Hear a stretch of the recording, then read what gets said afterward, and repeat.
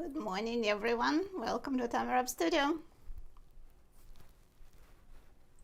How you all doing this morning?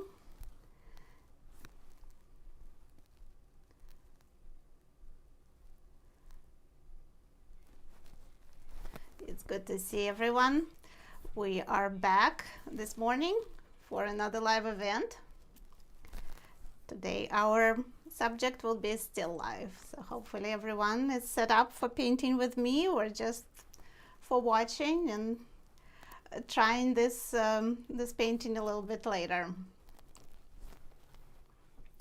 As usual, let me know how you all doing, where you're watching from, what the weather is like, how you're feeling this morning.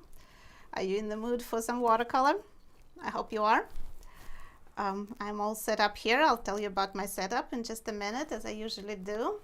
I always start a little bit earlier. We will start painting at 10 o'clock US Central Time on the dot.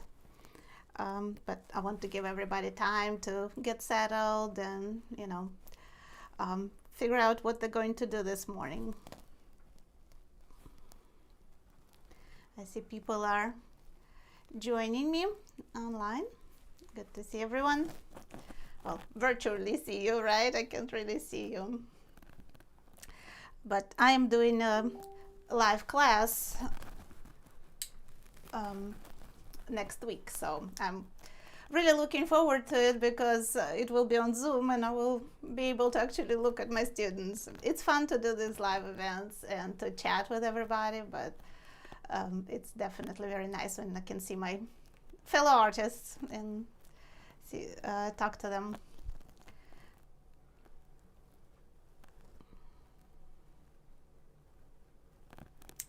Alrighty, let me tell you. Oh, good morning, Sue. I see people are joining. Don't hesitate to use the chat, guys. It's always fun to see what you're up to, and like I said, let me know where you're from, where you're watching from, what the weather is like, and it's so much fun to read all the comments. All right, I'll tell you about my setup. So I will be painting, as I usually do, on 300-pound watercolor paper. This brand that I'm using is Kilimanjaro. I mentioned it, I think, in the our last live event, that I buy watercolor paper as full sheets, just loose sheets. I think the packages are usually 5 sheets.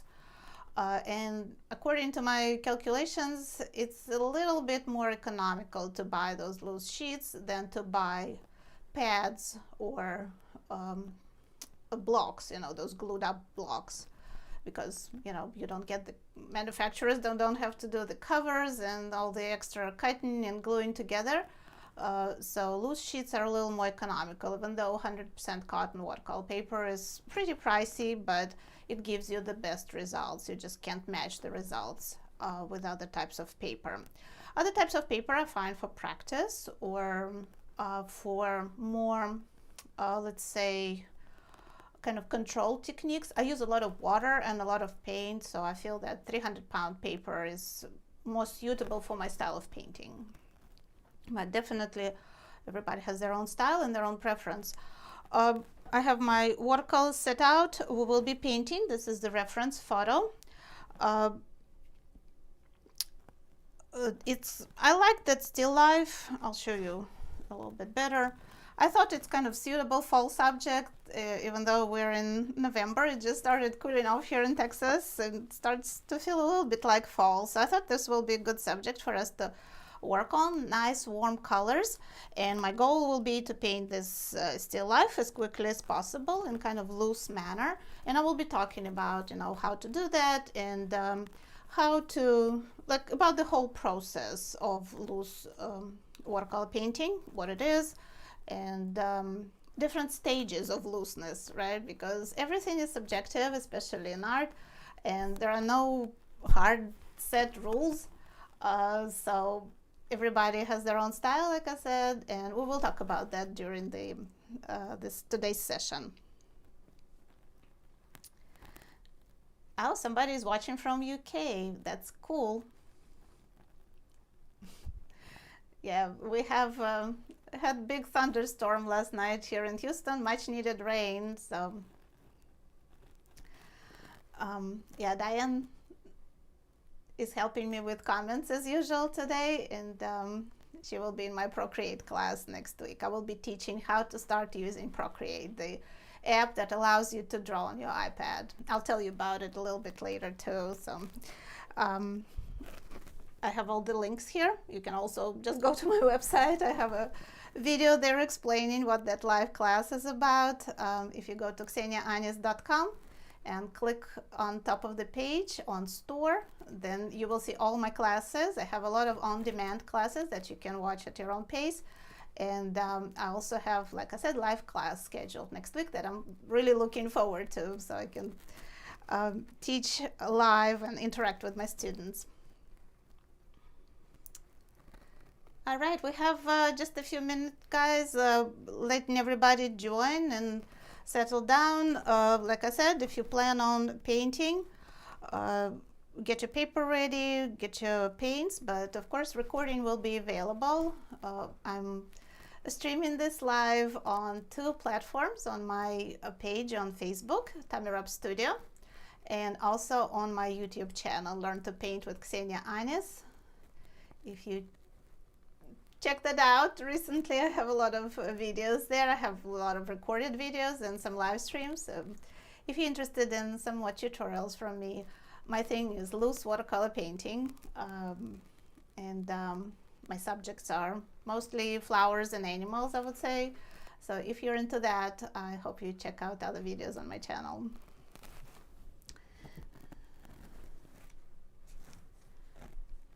Oh, winter already in UK. Okay. Well, stay inside and paint watercolor, right? Good day for it.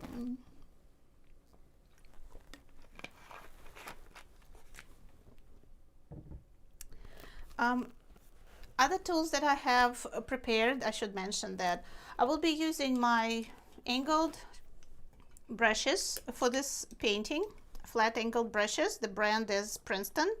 It's Heritage Series 4050. I've lately been painting mostly with these.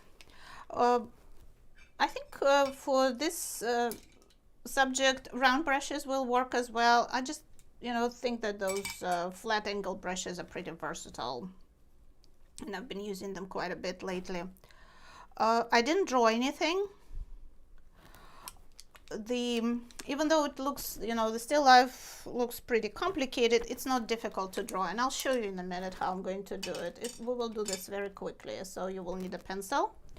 And guys, if you're painting with me, I have 2 water containers. So I have one bigger one for washing the brush, washing off the paint, and I have a smaller container with clean water. So if I need to pick up paint or soften some edges, you will see it during the painting process, it's very important to have some clean water, and also some clean paper towels or rags or something like that. And of course I have a couple of spray bottles before we start painting. I already sprayed my watercolor, but I will spray them again before I start painting, just to activate them and make them more pliable. Alrighty. Yes, Dev said watercolor painting is difficult. It's a tricky medium. Yeah, it takes a while to get the hang of it. I think it's just because it's so different from opaque mediums. It's different order of painting, different paint handling. But yeah, the results that you have, the look of watercolor, you can't replicate with anything else. So that's why we all, working on it and trying to make an effort and learn it. So. Alrighty, I have 1 more minute and I want to start early in case somebody joins, and we already started. But I'll mention, guys, also that I printed my reference photo in black and white, and I will be telling you why this is important, especially for loose watercolor painting. I will be referencing 2 photos at the same time, the color one and the black and white one. All right, I pinned my paper just so it doesn't move. Another advantage of 300-pound paper is that it doesn't warp, and you know, you can put many layers on it and it just stays very stable, but I still pin it just to prevent it from moving when I'm painting. All right, hopefully my microphone stays in place.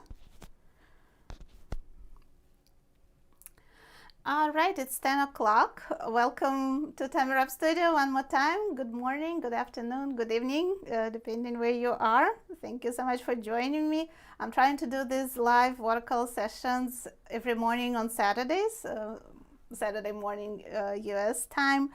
And today our subject will be still life, kind of fall still life that I will try to paint in just an hour. That's what our sessions usually are, and I'm hoping that limiting myself to 1 hour work or less, I will keep my painting fresh, spontaneous, and loose. I think one of the important things, not overworking your painting and not going too far with it, is to set yourself a time limit. So this will be my first tip, and let's start painting right away without any further delay. I'm going to sketch my still life, and like I said, it looks kind of difficult, but to draw it is very, it's a quick and simple process. So let's do it together. So basically what I see in the reference photo is a bunch of circles. So that's all we need to draw for our painting. So there will be the plate. And I'm kind of hesitating, guys, because I don't want this edge of the plate, this edge, to be right in the center of my painting. We talked about the rule of thirds for composition, how important it is. So I'm thinking this will be approximately a third, maybe slightly more, but not much. And then the plate will be 2/3. So before you start painting, kind of mentally divide your sheet and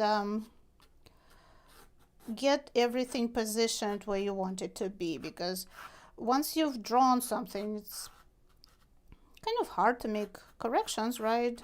So we'll already start seeing that, and it's good to start correctly from the very beginning. And you see, guys, I'm not trying to draw a circle because that would be very hard, especially so large. So I'm working with the sections of the straight line.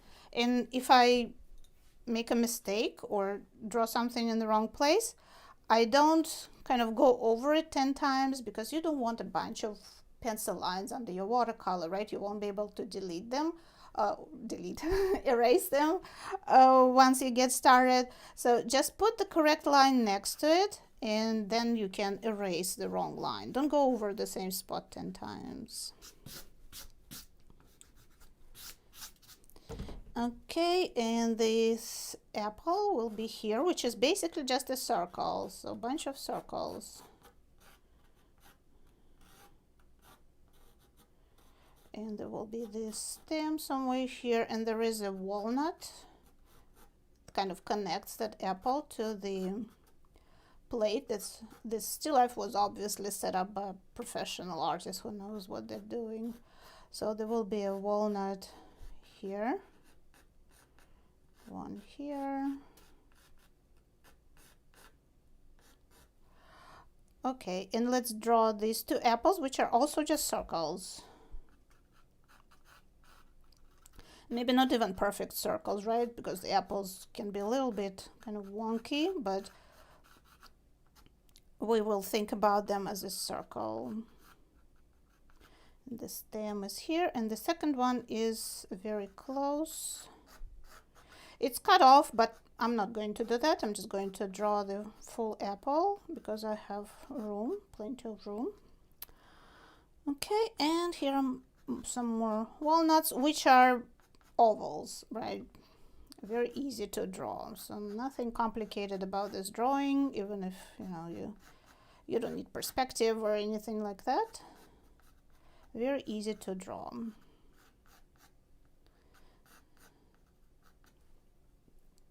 Okay, and there are some leaves, which really you can do whatever with leaves. Nobody knows what the original shape was, so whatever you decide to show there will be fine. And this one over here, and there is the vein. I like to show the vein on the leaf, kind of gives it direction, easier to work with them like that. So this will be the edge of the plate.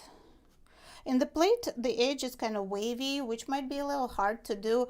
I will be using opaque white to make corrections and add some details at the end. So for now, you can even leave it as a straight line, and we'll add that waviness later. This line will be important for us, this shadow. So I'm trying to mark this, and I think I need to move this walnut a little bit higher, and I'm not going to connect this. I'm going to change the reference photo just a tiny bit. Okay, if we put too many lines, we can erase them now, and now is a good time. There is also that folded fabric. I drew my subject a little bit larger. That's in the reference photo. I'm not going to draw anything here. I'll just do it with a brush. When I develop this painting a little more, I will decide how much of those surrounding details I want to put in. So don't feel like you're obligated to do exactly what's in the reference photo, right? It's your painting and you're the artist. This is just inspiration. All right. This is all I need to do. Steph is asking how to pronounce your name. My name is Ksenia Anis. All right. So how do we start? We are going to activate our watercolors. I'm going to do it one more time. And what is the main kind of characteristic of an attraction of loose watercolor? It's its softness, right? The colors all around and blend. We get those beautiful granulation effects sometimes in watercolor. So we're letting go some of the control, and we're letting watercolor do its thing. So to do that, we need to start on damp paper, because if our paper is dry and we apply paint, what's going to happen? The paint is going to stay in one place where we put it, and we will not get that mixing and mingling, and that's what we want for the loose style. So we need to start on a damp surface, and I'm going to just use my spray bottle and try not to spray my inks, but spray my watercolor paper. Not a lot of water. I tried, guys, applying that initial wash with a brush, and brush just brings too much water. You get everything is saturated, and watercolor becomes that much more difficult to control. So I decided that spraying is the easiest way for me to get started. And I'm going to use my big brush. This is 1.5 inches. I'm going to wet it really well. And how do we paint watercolor? We paint from light to dark, right? We're gradually applying layers. Usually 2-3 layers are enough for me, for my style of painting. And we gradually build tonal relationships. And once you hear the word tonal relationships, it means you need to be thinking in black and white. And that's why I have this black and white reference that will help me to not look for objects and for colors, but to look for light, mid-tone, and dark areas in my still life. And in any type of painting with any medium, this is the key to success, right? If you train your brain to get away from painting an apple, a plate, and walnuts, but to painting light, mid-tone, and dark, you will be a successful painter with any medium. So let's start with lightest areas. And the lightest color is yellow. In my still life, looking at it, I'm going to start with lemon yellow and just start applying it to my apples. And I will immediately drop in, we see that it's warmer kind of towards the bottom. We'll immediately apply orange. And what I'm going to do, guys, I want to I don't want to paint this kind of subject by subject. So I see that there is a shadow going this way. So I'm immediately going to drag that color, and there is a shadow this way.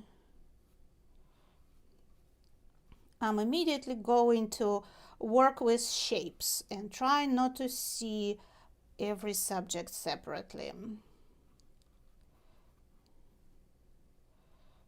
I do have to stop in some places because, you know, for lighter areas, I do want to leave some white paper, but mostly I'm trying to work with overall shapes. And I see I'm already covering a lot of surface with paint.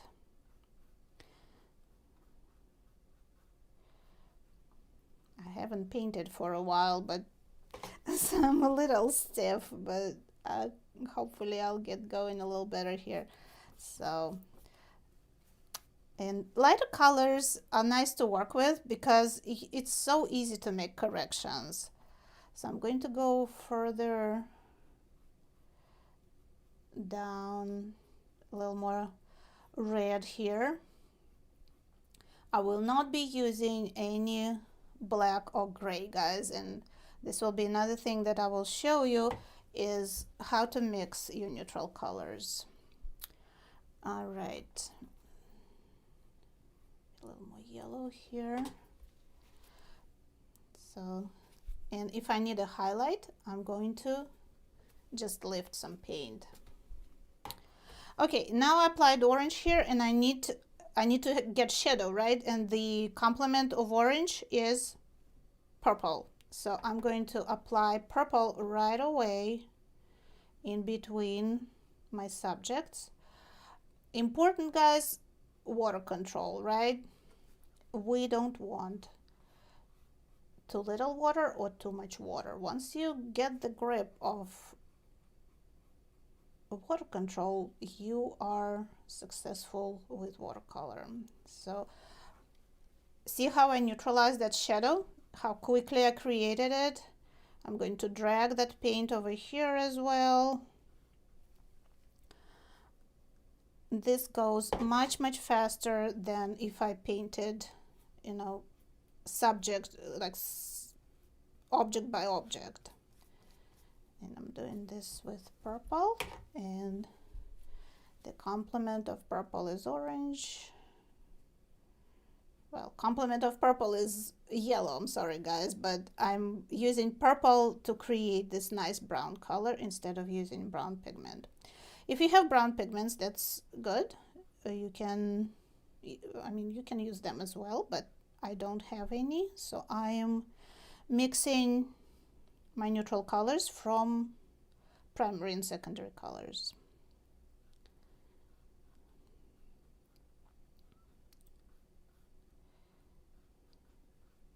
And I'm working with the tip of my big brush, which is another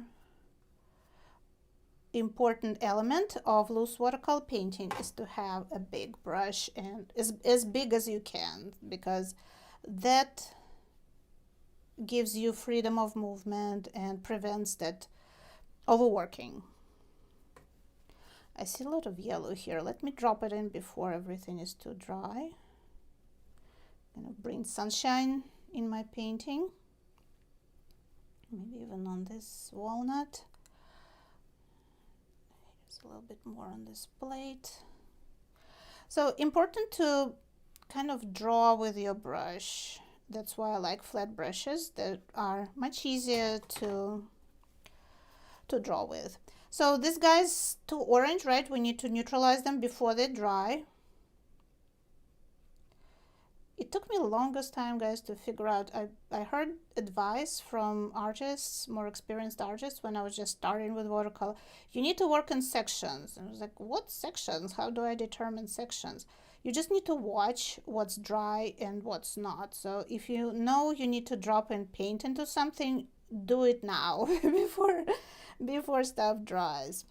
Okay, and I feel I do need something here to connect my painting to the top edge, and I can do this like really quickly. It doesn't matter if it doesn't look exactly like you know, the reference photo or anything, just fill your painting with colors, and then we'll figure out the rest, don't worry.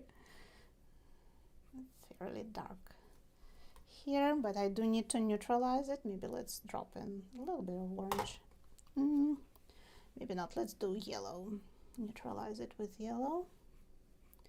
So see, purple with yellow gives you a nice gray tone.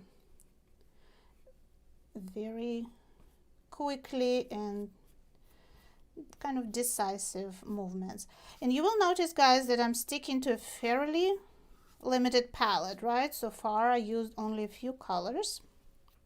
I do need some green for my leaf. I'm going to use my Undersea Green from Danielle Smith's secondary set. So just throwing in those colors and trying to get watercolor to run and mix and look nice.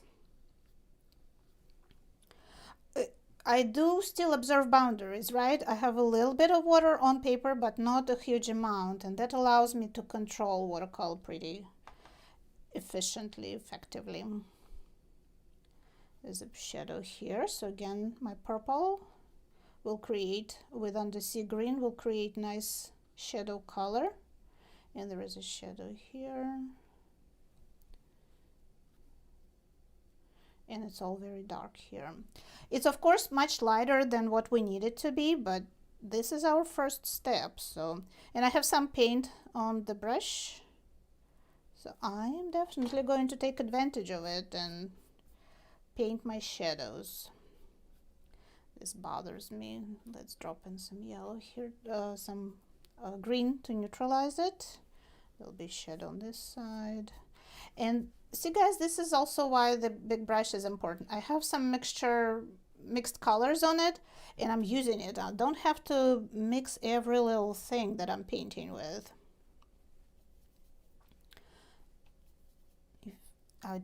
When I started with watercolors, I was trying to mix every color, and it just takes too long. Everything dries, and you can't, you know, you have to do, you know, make a lot of effort to get it to work. Okay, I switched to a different brush. I'm going to paint these couple of apples. I just don't want to mess them up with dark color, so I've got a clean brush. And I'm sorry, guys, I know I work fairly quickly, but I just don't know how to do it differently, because if something dries, you know, it's not going to look good anymore when you I mean, you can re-wet certain areas, but I just trying to put down that first layer and make it look as good as possible. I don't paint with lots and lots of layers. And I'm lifting color, right? That leaf color kind of ran into my apple, but I can always lift it. And these apples are red on the outside, so let's do that. Warm red on the outside. And this one, hurrying a little bit to prevent them from drying out on me. But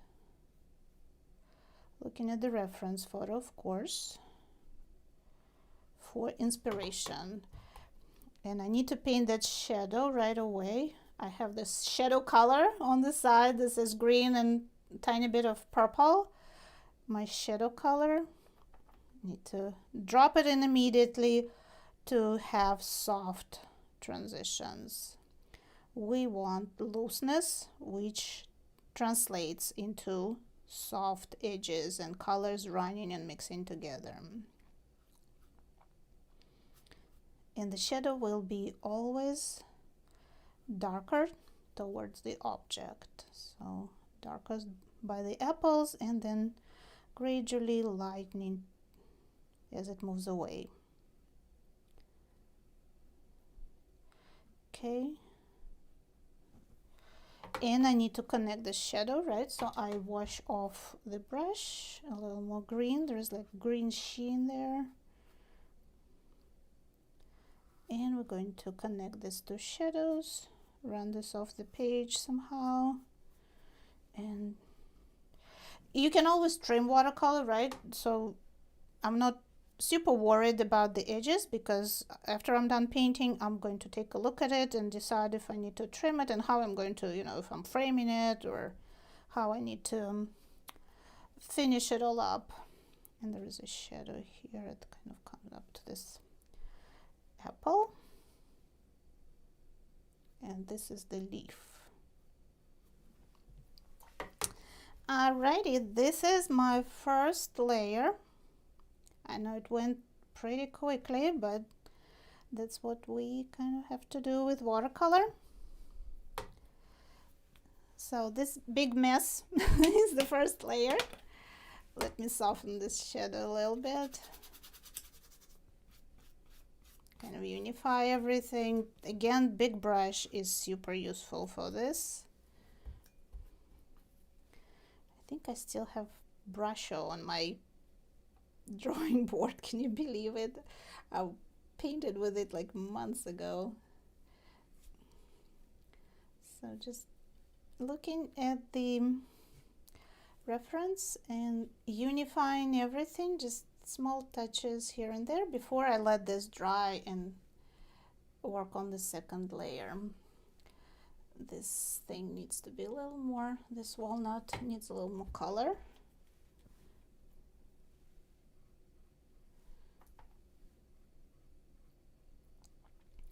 And it's important to work kind of boldly, because you can make corrections with watercolor. It's not like, you put something down and that's it. It's not super easy. I mean, you have to be a little bit careful about it, but nothing is uncorrectable and unfixable in watercolor.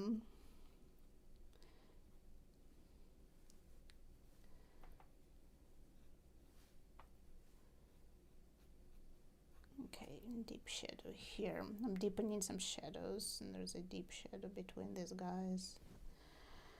All right, I think this is a good start. Looks messy, but we will whip it into shape in just a minute. How I'm doing on time? Okay, 25 minutes for the first layer with me talking.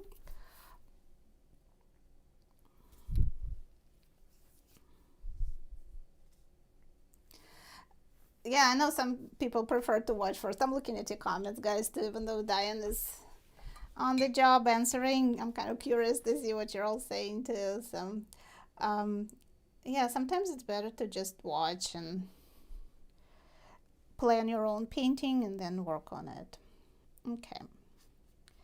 Okay guys, so this is my first layer. You see I painted it fairly quickly and I made pretty good progress. And what helped me to make good progress? So big brushes that hold a lot of paint and water. And I'm using my paints straight out of the wells, which also allows me to apply color with good intensity. If you make a puddle on the palette, which is sometimes necessary, but in this case, if you apply paint very transparently, you will need that, a lot more layers to build up the color to where it would match the intensity of our inspiration of our reference photo.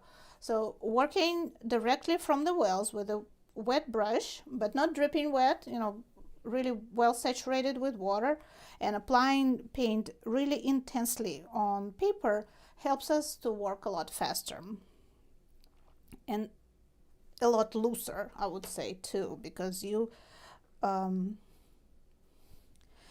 of forced to move on with the painting before everything dries.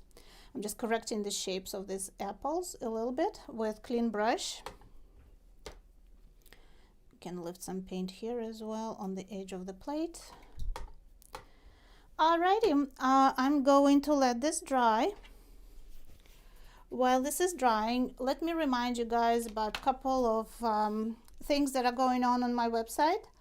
I still have a class that's called Watercolor Greeting Cards, where I teach how to paint miniatures, basically watercolor miniatures, how to work on a small scale.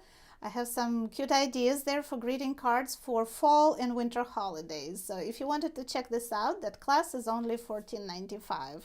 And it's over an hour of instruction. It's 8 cards that I will teach you how to paint. I think I found really interesting, inspirational photos for reference, but all the reference will be modified in this class. And I have a few examples here. So I show how to paint Christmas tree ornament.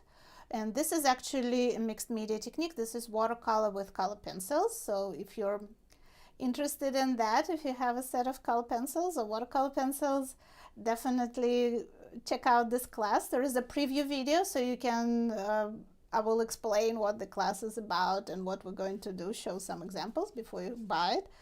And I found, New Year's is a big holiday, so I found, I think, quite a interesting subject for it, this card. And you will also learn how to paint glass if you try this demonstration in watercolor greeting cards class. And I also talk about black watercolor paper. I think this makes unique cards. I talk about metallics, about pearlescent watercolors, combining them with opaque medium, some other materials, using gold leaf. So I thought this could be an interesting New Year's Eve subject as well. And you can imagine if somebody gets a card that you painted yourself, it makes such a unique gift, really. So this is that class, and I mentioned it already. Next week I will be teaching a live class. If you don't want to waste watercolor paper and you want to plan your painting in advance, or you just want to improve your drawing and painting skills, consider using an iPad. I'm sure you heard about digital art and about Procreate app, but I know it's kind of difficult to start with something new, with new technology. So I created that 2-day live class where I will sit you down and explain everything, how to start, where all the tools are, how to make corrections, how to use reference, and give you that initial push so you can use digital tools for your art, create digital art, or improve your painting with traditional materials. So all the information is on my website, kseniaanis.com/store. Sign up because the space is limited, and there is also a preview video there as well where I explain what we will learn, so you can watch it and decide if this is for you. But if you have an iPad, definitely put it to work for your art. Don't let it just sit there for browsing internet and things like that. All right, I need to use my little heat gun, guys, because I still have some areas. I'm looking at them in the light and I can see that they're shiny, which tells me that they're wet. I don't touch my watercolor painting because you don't want to mess it up, with your fingerprints. So I am going to dry these areas really well, and then we will move to the second layer, which will be basically when we finish our painting, because we want to work quickly. We don't want to mess around for hours and hours applying many layers. We will try to do this in just 2 layers. And this heat gun is a great tool. You can hear it's not super loud. I couldn't paint watercolor live because I was like, how am I gonna dry it? The hair dry is just deafening. But this little heat gun is fairly quiet and it's very efficient. It doesn't move paint. It doesn't warp your paper. So I'm glad I found it. Thank you, Diane, for recommending it. It really helps me to move forward with my painting. I know we all have limited time to work on our, creative projects. So this definitely helps. All right. I'll leave this for a second, guys. I also I'll show you the paintings later after this is done. The idea for this live, thank you, Beth, for giving me this idea. She asked me, can you do a loose style still life? And I was thinking, really, why do I paint still life so tightly and so, in such a controlled manner always? I paint everything else loosely. So I started thinking about it and I thought, yeah, I need to try a loose still life. So that's what we're doing today. All right. Let me see. Okay. Yes, I think we're ready to move forward and apply the second. There's no sheen, and what I'm checking is if my paper is feels cool, and it doesn't. So I dried everything enough. So after we evaluate the result, we do have some colors and we do have some shapes, but everything is like, if you squint and look at it, everything is kind of the same, right? If we, here's our black and white photo comes to the rescue. If we squint and look at this, we see some lighter and we see some really dark areas, right? And if we squint and look at this, like, this is a little bit darker, but not as dark as this. So that's why I keep telling everyone black and white reference is so important, because this tells me that my painting is not finished. I see questions sometimes, people say, this doesn't look right, but I don't know what it is, and it's usually that the darks are missing. So let's apply some darks. I'm going to take a smaller brush, darks, and there will be details also, right? This thing is all wet. I'll get some fresh paper towel. And here I will mostly be using with neutrals. And like I said, I don't have black or gray paint on my palette. I am mixing all those neutral colors from basically secondary colors, from orange, purple, and green. All right, let's see what we're going to do. Let's start from the top. So I see the stem and the shadows are very dark, so I definitely need to intensify that. And I think in this case, I can start mixing on the palette. So some undersea green with my, this is ultramarine violet, or whichever purple you have is going to be fine. And let's start painting the details. So now I'm painting wet on dry, right? Even though I want loose watercolor, I don't want it all amorphous. I want some detail. And the amount of detail that you will add will make it looser, or, you know, more defined, more developed, your painting. So it will be up to you as the artist to make the decision. How controlled, how detailed you want to go. Nobody can tell you how you should create and what your art should look like. So you need to make that decision and do it your way. Okay, and of course I want to soften this, right? Because that shadow kind of spreads over the apple. There is some reflected light, so it doesn't come up all the way to the stem. And maybe even go back to some orange. So this stage is not as fast. We need a little more control, but still, you know, I'm not using a tiny little brush, or I'm not spending hours and hours working on this. This is going to go fairly quickly.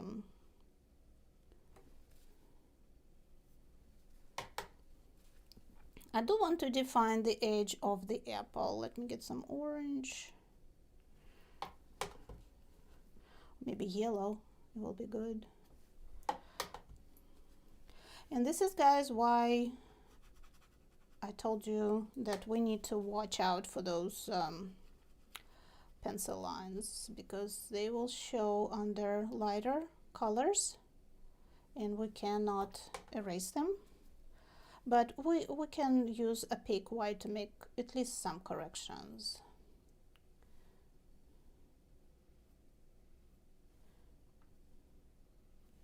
Okay, so this is the apple. That's basically all I'm going to do to it. I don't like that stripy look. Let's wipe it out. Maybe clean water, clean up the edges. Okay, let's add some definition to that walnut.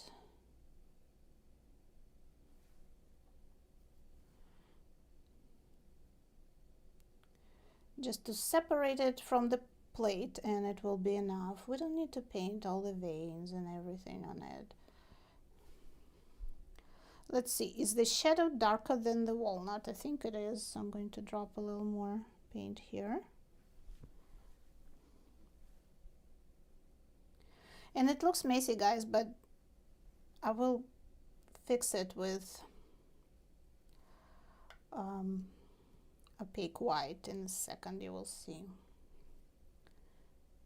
So just going over and deepening some of the shadows without doing too much to my painting. And if you have time and inclination and you want to continue, you can bring it to more detailed, realistic look, right? So this is the beauty of watercolor. Everybody can do their own thing with it. Okay, so here are those walnuts.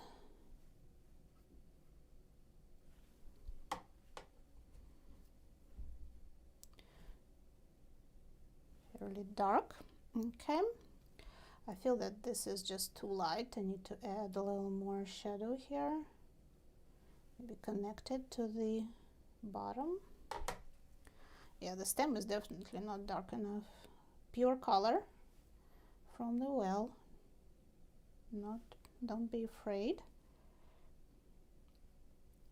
And you see, as soon as I'm starting to darken certain areas and using, very intense color, I'm starting to get volume, right? Everything just comes to life very, very quickly. Okay, just a few brush strokes on these guys. And I paint almost every day and I have a bit of experience with this, but it's still kind of, you hesitate when you start. So if you need to just keep going, and if you need to go over certain areas one more time, just do that, and don't give up on your watercolor before it's done. Don't feel like you have to be, every brush stroke has to be perfect, because you might have to go over certain areas a couple times. There's reflected light on the bottom. Okay, so you see, just a couple brush strokes and made all the difference. It immediately created volume in my painting, and that's all you need. Just to tell the viewers, this is an apple, and they can figure out the rest. I see some green there, and there is, where they touch, there is a dark shadow between these apples, but then it lightens, so I'm softening it. It's kind of tricky intersection, but we will leave it, we can leave some things unsaid. I didn't paint this shadow. I guess I need to extend this shadow over here.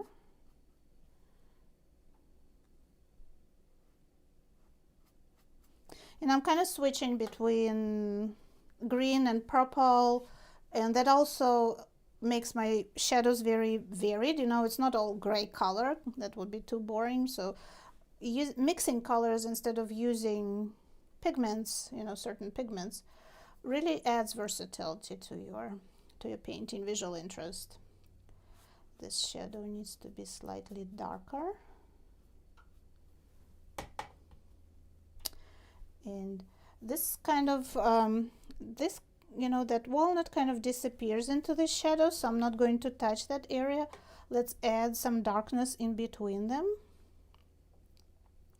I can barely even see where they are, but I'll find them with my brush.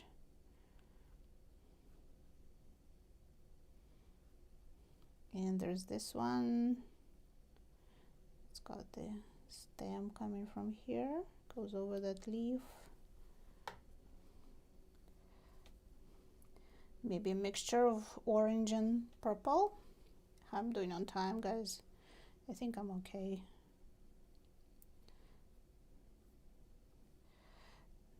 Darker areas here.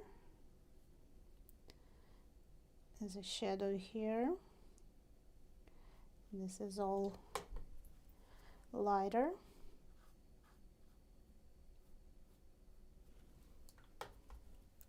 I can hear my brush kind of rustling on that watercolor paper. It is very textured and it wears out your brushes, but and the effect it gives you just can't get any other way, so that's why I use it.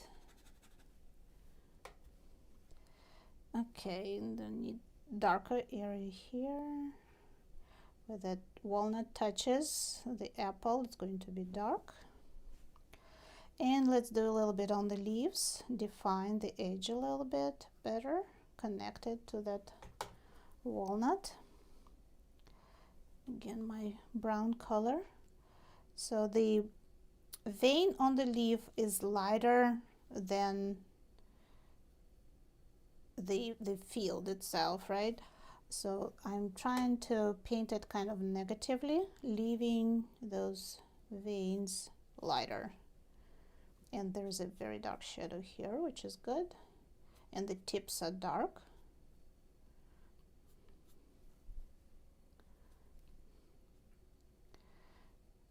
And I'm not painting all the details, but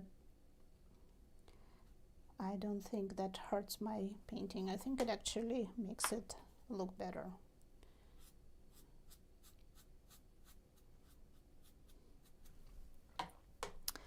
Okay, this is a little too wide. Let's fix it. Okay, and I just need to work on that green leaf. It also has a shadow here. And there's a shadow from this leaf and some veins going in this direction. I think you will agree with me, guys, right? Just a few brush strokes and it starts looking like a leaf. You don't have to do very much. Okay, so this is for my main subjects, and now I just need to maybe darken the shadow around the plate a little bit and I will be done. Okay, let's see how we're going to do this. I need some of that gray, so mixing in purple into my green. I think I need to darken this edge, and I can try to do this scallops a little bit and soften the shadow. And then I feel this can be slightly darker between those apples. Maybe dark on this side as well. Dark under this apple.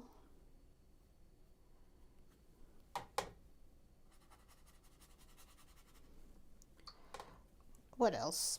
Is this good? Maybe define this walnut a little bit better. Let's darken this on this side, this shadow. Okay, there's this didn't quite work out. Let's give this a little more definition. So this will be the edge of the leaf, and I think the shadow is good actually. So there'll be some veins going in this direction. Warm it up a little bit with some yellow.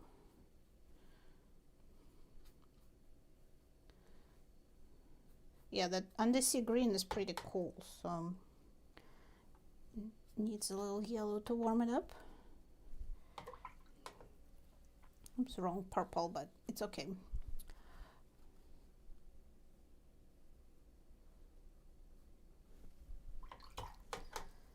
All right, and I think the last touch I'm going to put on this painting, guys, is opaque white to bring back some of the details and some of the highlights, and we'll be done. Let me see if I need to answer any questions. I'm sure Diane is managing really well. She does helps me with a lot of these live events, so she knows everything. Okay, I feel that this red is not intense enough, so I'm going to intensify it. And see, guys, I'm going into that fiddling stage, and this is when problems start. So it's important not to hurry now, because we already worked quickly at the initial stage. But once, the closer we get to finishing the painting, the more we need to stop and evaluate the result, because that's when we kind of get into the flow and we forget to check our progress. But that's when we start painting ourselves into trouble. So at this stage, try not to rush and try to stop and look at your painting from time to time and evaluate the result. Okay, so I'm telling myself I need to stop and look at it. All right, let me look.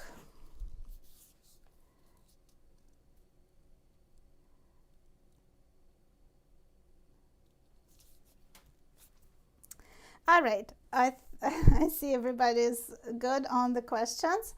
Last stage of our painting. I'm going to stop for just a minute, and what I'm going to do is use, after this brief pause, I'm going to use Dr. Paige Martin's pen white. This is ink, opaque ink, and I'm going to add just a few details and make just tiny little corrections, not a lot.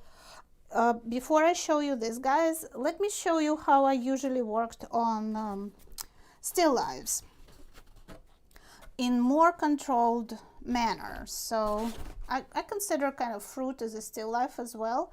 So compared to this, you see I do have some loose passages in the background, right? Can you see it? Yeah, you can see it. But see how I added a lot more details? I'll show you closer. Like I painted all the seeds and the texture on the melon. I used color pencils, by the way. That's my favorite technique, watercolor with color pencils. So even if you start loose, what I'm trying to say is that level of development is up to you. So you can keep working with watercolor and make it more detailed, or you can use other materials to add details. So it doesn't mean that loose watercolor needs to be just everything runny and no details. And here's another example. Also, I like the background a lot looser, so that's what I try to do. But you see that the donuts themselves are a lot more developed. And this tutorial, the melon and this one, are on my YouTube channel if you want to watch it. I explained how I do it. This is also, you know, a lot of details, a lot more control, and the details were all done with watercolor. So I just started the same way I'm showing you here, but I kept working on it and I kept adding details. I like painting fruits and vegetables. Here's another example. This actually painted from life, you know, very easy. Just grab some supplies from your kitchen and start working, start painting. This is very controlled. I was testing, I believe it's Schminke, right, Diane? Neon colors. Very interesting experiment, very interesting colors. But you see that everything is painted in more controlled manner, and you can watch this on YouTube, the order in which I painted. I would say some subjects do require more detailed and controlled approach, because, you know, if you paint cut glass, if you paint it loosely, it's not going to probably look like cut glass that much. So yeah, I think certain subjects need to be a little more detailed. So here's one example. And then this one, this is an older watercolor. It's also on YouTube. I painted this kind of piece by piece, subject by subject, but I had to add some loose touches. So look at the background. So you can kind of combine more detailed areas with looser areas, especially in the background, or go a lot more loosely like I'm doing in this one, in this example. Let me dry this a little bit. I think we're ready to work on the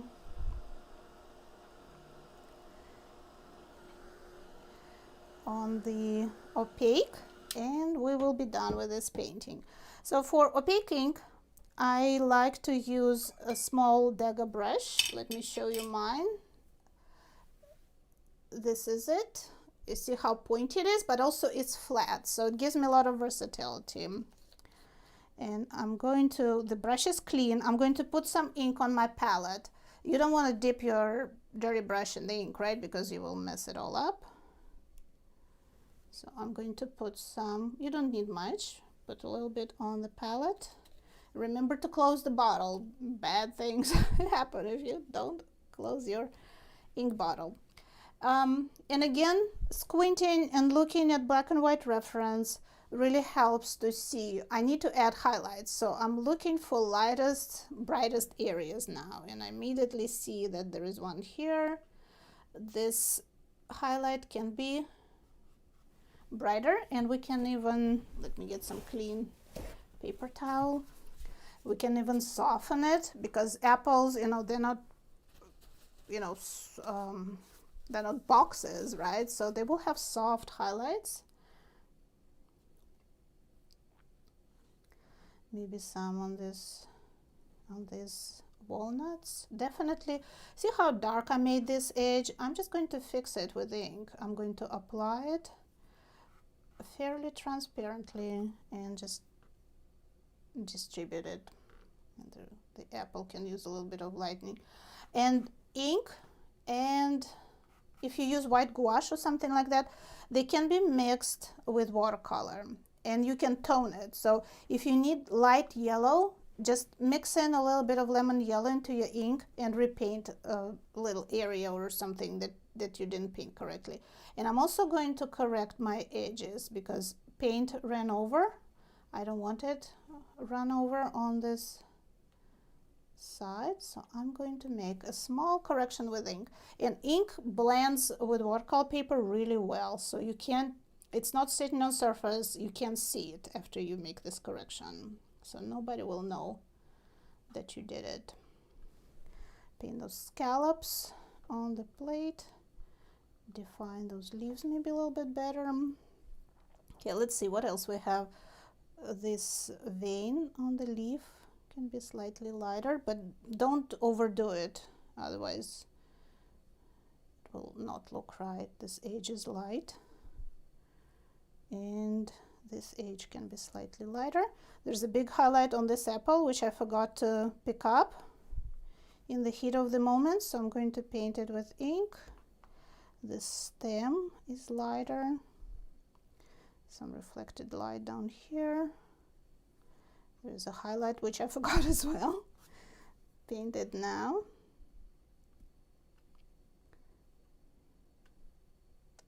We can highlight this a little bit.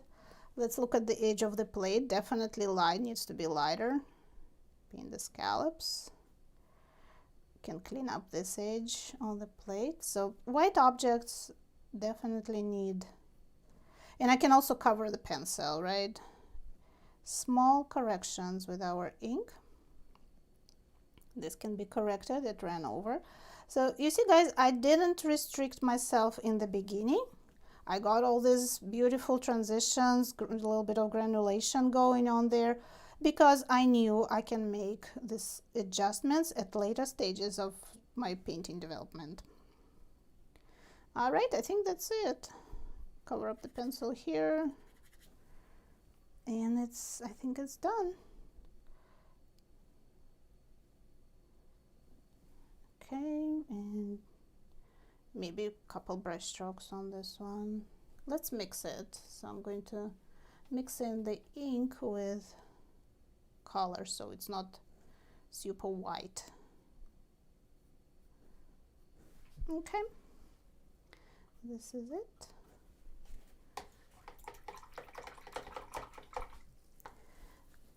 All right, let me know what you think, guys. Don't forget to leave a like for this video. And I also wanted to tell you about other live events that I will be doing in November. So I'm trying to do them every Saturday, get us all together and painting on Saturday morning for us in the States. Next session, I'm very excited about that. It's going to be cute pigs, so you got to join me for this one, guys. It's the style of painting when I paint animals without using, with a fantasy palette. So using bright colors that I like without grays or browns or anything like that. And I'll show you how I do this. And will be our example, those 3 cute pigs.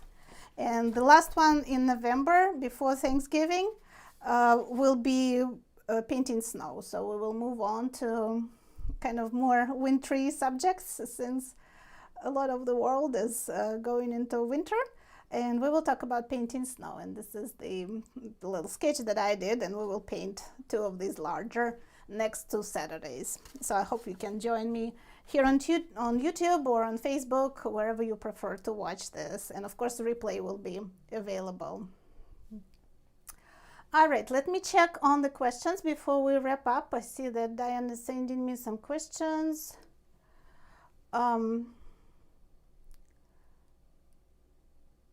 How do you ever start by writing the back of the wetting the back of the paper?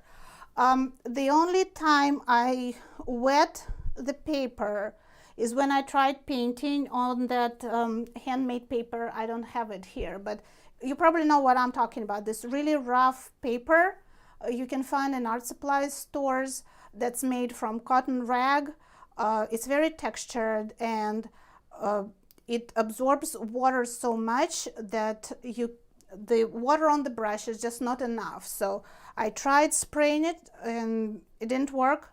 So I took that whole sheet of handmade watercolor paper and stuck it under the faucet, and I wet it on both sides. And I had a piece of glass on my table to protect it, and I put that piece of paper, it felt like a wet kitchen towel because it's cotton, right? I put it on the glass and I painted on top of that, and that allowed the paint to run and mix and allowed me to work loosely. That tutorial is on my channel. It's a fall landscape if you want to watch it. So that was the only time when I really wet the paper on the faucet on both sides. When I work like this, I don't wet the back side.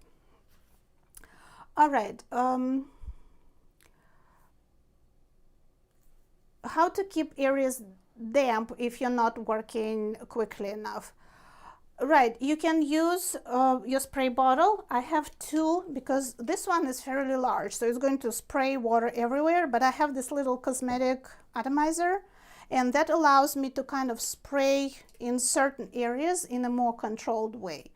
You can also use a clean brush, but that will be harder because water will start running somewhere where you don't want it to be. If it's a certain area, you can wet it with a brush, kind of do the contours, and then drop paint into it. And we'll do another session. On another session, I'll show you how to do this. But yeah, smaller spray bottle is definitely your friend, and I would recommend getting one. You can get it in any, you know, maybe even you had some, you know, hairspray or something, so use something like this. Alrighty. Are we doing good on questions? It's 11 o'clock, so I want to wrap up, guys. I hope you had a good time. I hope you will keep joining me on those live sessions. Like I said, we will be doing them all through November and also in December. And the only last Saturday of November will be going into Thanksgiving holidays, so I'm not going to distract you from family time then, but next 2 Saturdays I'll be online. I hope to see everybody, and I hope you will visit my website. And if you post your paintings on social media, please tag me. I'm Tammy Rupp Studio, or you can tag Ksenia Anis. I'll be very happy to see your paintings, and it's so interesting to see what everybody is doing and how you interpret, you know, different subjects. So I'm looking forward to seeing your work online. Thank you so much for being with me, and I'll see you next time. Have a good weekend.